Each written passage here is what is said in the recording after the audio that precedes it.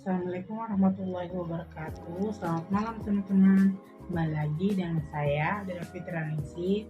Di video kali ini saya akan menjawab beberapa pertanyaan studi kasus. Untuk itu langsung saja ke analisis studi kasusnya.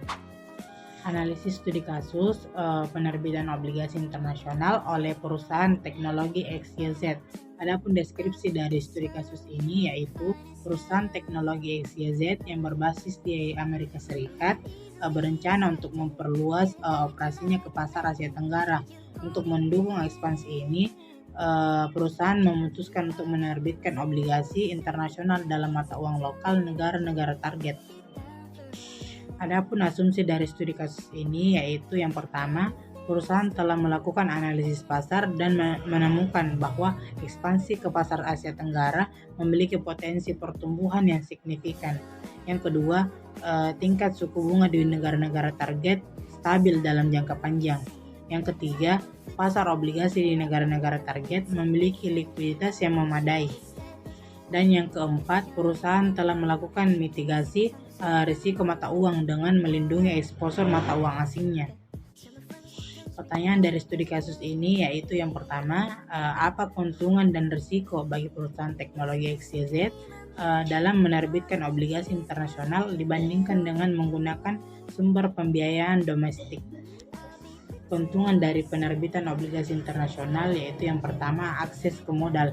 Penerbitan obligasi internasional memungkinkan perusahaan teknologi XYZ untuk mengakses modal dari investor di berbagai negara, yang dapat membantu perusahaan untuk mendiversifikasi basis pendanaannya dan mengurangi ketergantungan pada sumber pembiayaan domestik.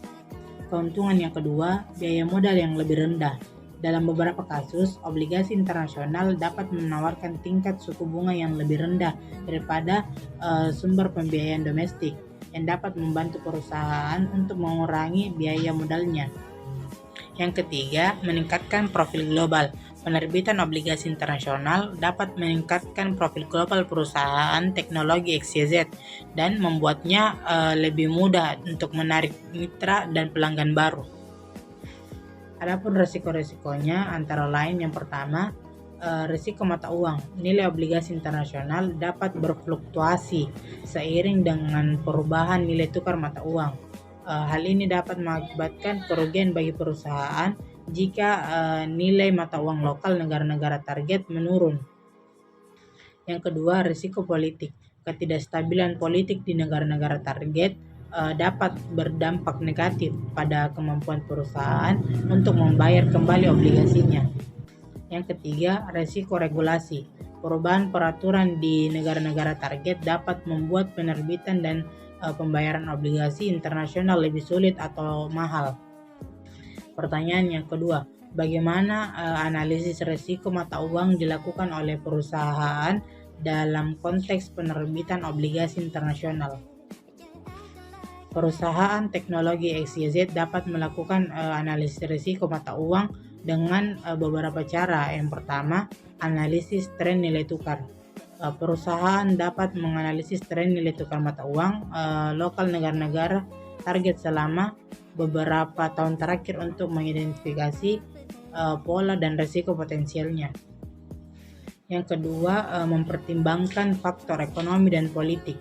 Perusahaan dapat mempertimbangkan faktor ekonomi dan politik yang dapat mempengaruhi nilai tukar mata uang lokal negara-negara target, seperti pertumbuhan ekonomi, inflasi, dan stabilitas politik.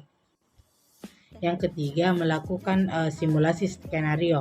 Perusahaan dapat melakukan simulasi skenario untuk menilai dampak dari berbagai perusahaan nilai tukar pada kemampuannya untuk membayar kembali obligasinya. Dan yang keempat, menggunakan instrumen hedging.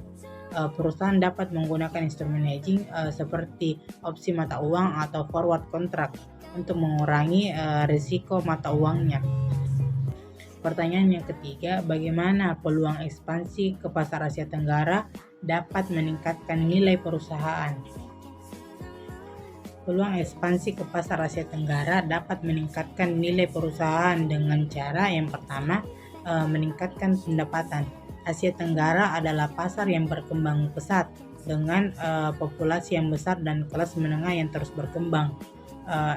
Ekspansi ke pasar ini dapat membantu perusahaan untuk meningkatkan pendapatannya secara signifikan. Yang kedua, menurunkan biaya. Produksi dan operasi di Asia Tenggara umumnya lebih murah daripada di Amerika Serikat. Ekspansi ke pasar ini dapat membantu perusahaan untuk menurunkan biaya dan meningkatkan profitabilitasnya. Yang ketiga, meningkatkan diversifikasi. Ekspansi ke pasar Asia Tenggara dapat membantu perusahaan untuk mendiversifikasi basis pendapatan dan pelanggannya, yang dapat membantu untuk mengurangi resiko perusahaan secara keseluruhan.